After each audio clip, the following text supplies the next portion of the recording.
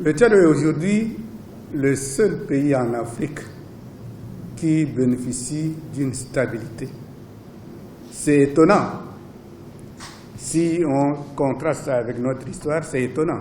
Quand vous prenez aujourd'hui tous les pays environnement, vous prenez la Libye, vous prenez le Soudan, dans sa partie du Darfour, le Nigeria, avec le Boko Haram, c'est l'actualité. Vous prenez le Niger, c'est toujours le Boko Haram. Vous prenez le Cameroun. Donc, tout autour, ça bouillonne. Et ce qui fait que la stabilité actuelle dont bénéficie le Tchad est une chance pour toute l'Afrique, pour ne pas dire pour le monde. Parce qu'il suffit que le Tchad, en tant que verrou de sécurité, de stabilité, saute pour que toute l'Afrique s'embrase. Après une conférence nationale souveraine qui a réuni les différentes sensibilités de notre pays pendant 3 mois et qui a jeté les bases en termes les bases juridiques de notre système politique. Depuis lors, nous sommes mis à travers les différents gouvernements sous la houlette du président de la République du Tchad. Nous nous sommes mis donc à installer les uns après les autres les institutions prévues par la conférence nationale souveraine. Le Tchad est un espace de liberté. Nous avons pas moins de 160 partis politiques avec des dizaines et des dizaines de titres, de radios privées, avec des lignes éditoriales les plus dures, les unes que les autres.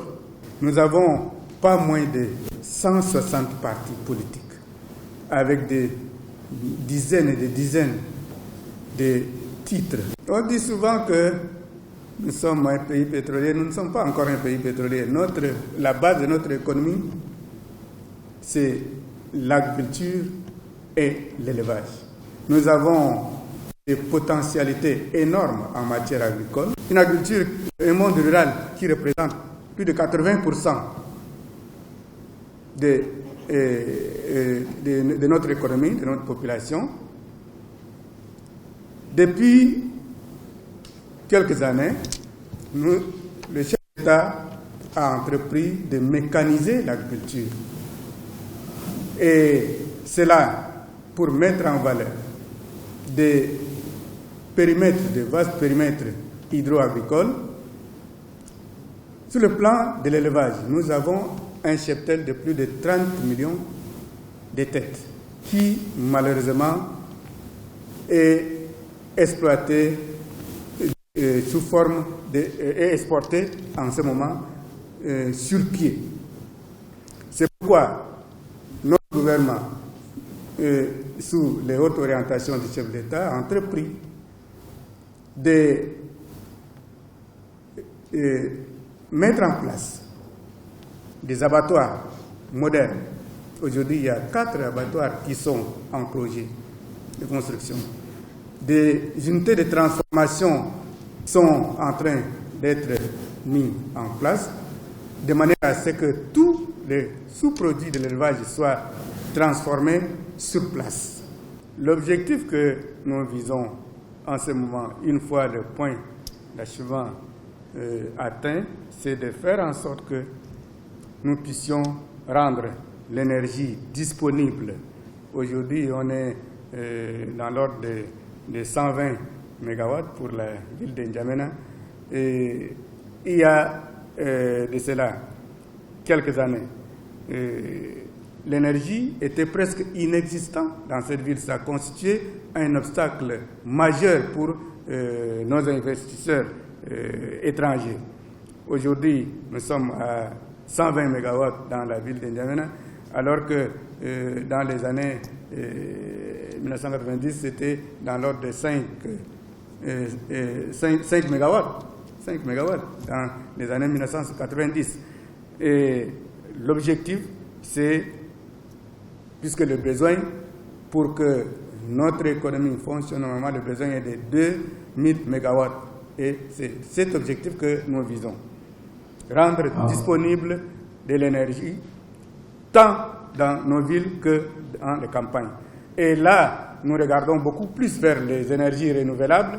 Vous êtes dans un pays où il y a 364 jours de soleil sur 365, mais qui manque d'énergie. Il y a du vent à tout moment qu'on peut exploiter.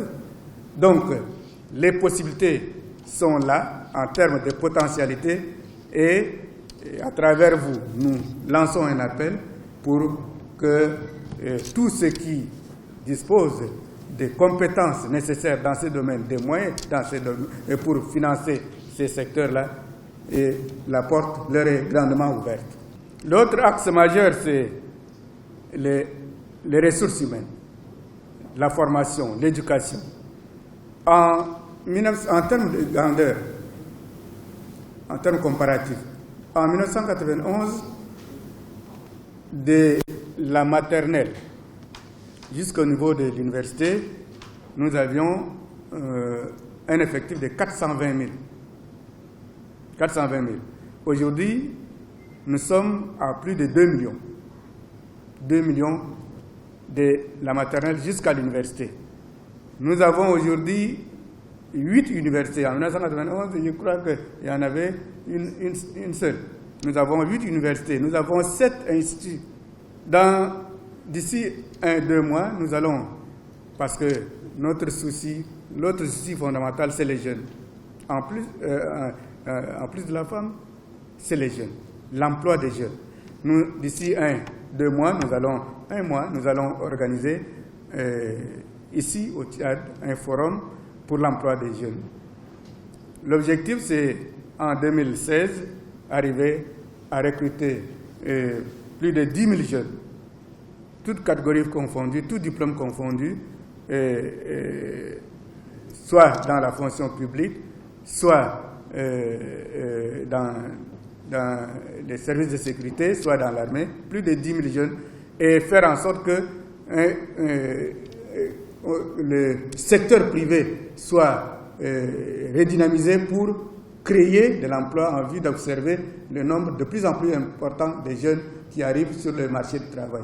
Faire en sorte qu'à travers des formations adaptées, des formations professionnelles adaptées, qu'on puisse donner la chance à ceux qui n'ont pas pu continuer loin dans leur cursus scolaire, leur formation. Pour terminer, vous avez dû remarquer une réalité différente de ce que les journaux racontent sur le Tchad. Et parfois, quand vous lisez les journaux, vous avez comme l'impression que le Tchad, c'est un pays où vous ne pouvez pas vous déplacer sans une armée, sans un policier derrière. Un pays où il n'y a pas la sécurité. C'est un pays où vous ne trouverez pas aucun homme avec le sourire aux lèvres.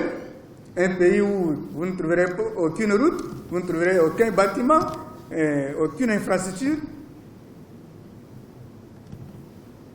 Nous manquons, peut-être que nous avons des difficultés pour communiquer sur nous-mêmes. C'est difficile de parler de soi-même. Mais, et quand on a des observateurs avisés comme vous, je crois que nous pouvons souhaiter pour que vous puissiez constituer notre porte-voix, constituer notre relais, pour faire connaître le vrai visage du Tchad. Ce Tchad-là qui se veut émergent, ce Tchad-là qui est résolument engagé, qui a les pieds bien appuyés sur les starting blocks et qui est prêt à faire donc lancer son développement. Il n'y a que des ressources pour financer nos ambitions qui manquent. Nous avons des ambitions, nous avons des potentialités. Et nous avons une porte qui est ouverte et qui est prête à accueillir toute personne physique, morale, toute société de tout pays qui voudrait bien venir investir chez nous et nous aider donc à nous atteler à l'œuvre du développement du Tchad.